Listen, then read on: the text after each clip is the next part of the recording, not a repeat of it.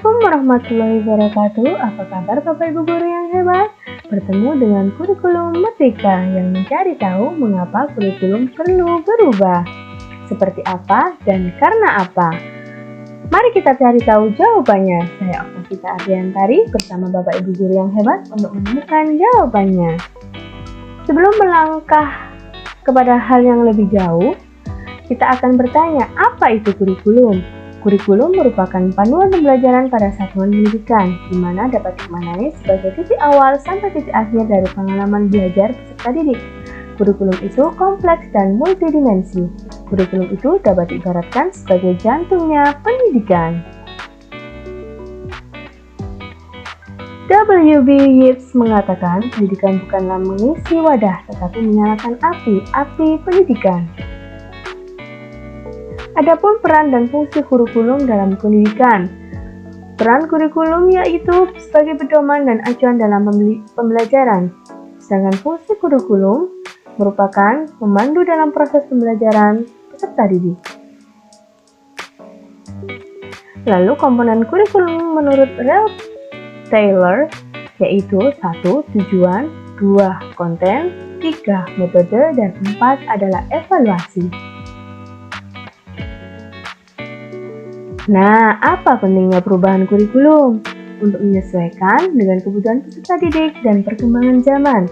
Kurikulum yang baik adalah kurikulum yang sesuai dengan zamannya dan terus dikembangkan atau diadaptasi sesuai dengan konteks dan karakteristik peserta didik, demi membangun kompetensi sesuai dengan kebutuhan mereka kini dan masa depan. Mengapa kurikulum harus berubah? Kurikulum yang memang harus berubah tentu saja untuk menjawab tantangan zaman. Kurikulum tidak dapat dipergunakan dalam satu waktu terus-menerus karena dunia terus berubah. Maka dunia pendidikan sebagai pilar utama dalam membangun dan mendidik generasi harus pula turut berubah. Terjadi di pandemi COVID-19 ini saja sudah meluluhkan lantakan dunia pendidikan. Sedemikian rupa, guru kesulitan mengajar, murid kesulitan mengerjakan tugas, dan orang tua juga tak kalah pusing membantu putra-putrinya untuk belajar. Kurikulum harus selalu berubah agar sesuai dengan perkembangan zaman, apalagi masa ini ilmu pengetahuan dan teknologi informasi telah berkembang semakin masif dan tidak terkendali. Masa iya kita tetap mengajar dengan cara yang kuno? Tentu itu tidak akan relevan.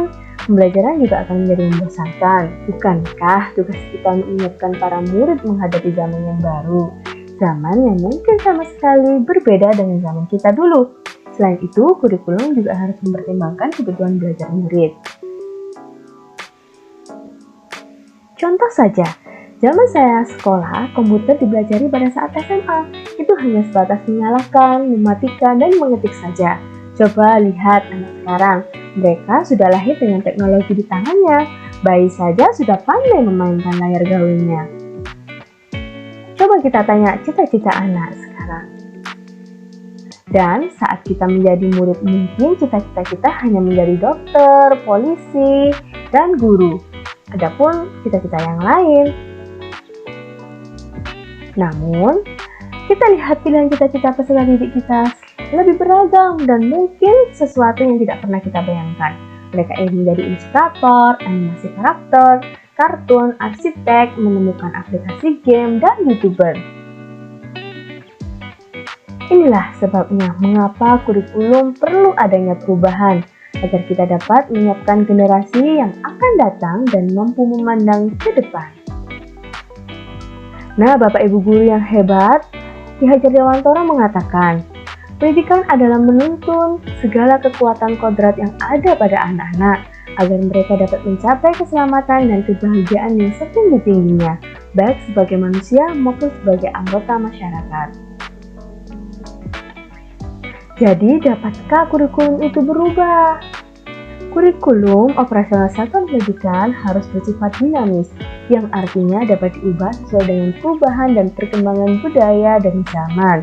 Selain mengikuti zaman yang sudah diadaptasi sesuai dengan lingkungan geografis satuan pendidikan, kurikulum juga bersifat dinamis dan terus dikembangkan atau diadaptasi sesuai dengan konteks dan kebutuhan peserta didik untuk membangun kompetensi sesuai masa kini dan masa yang akan datang.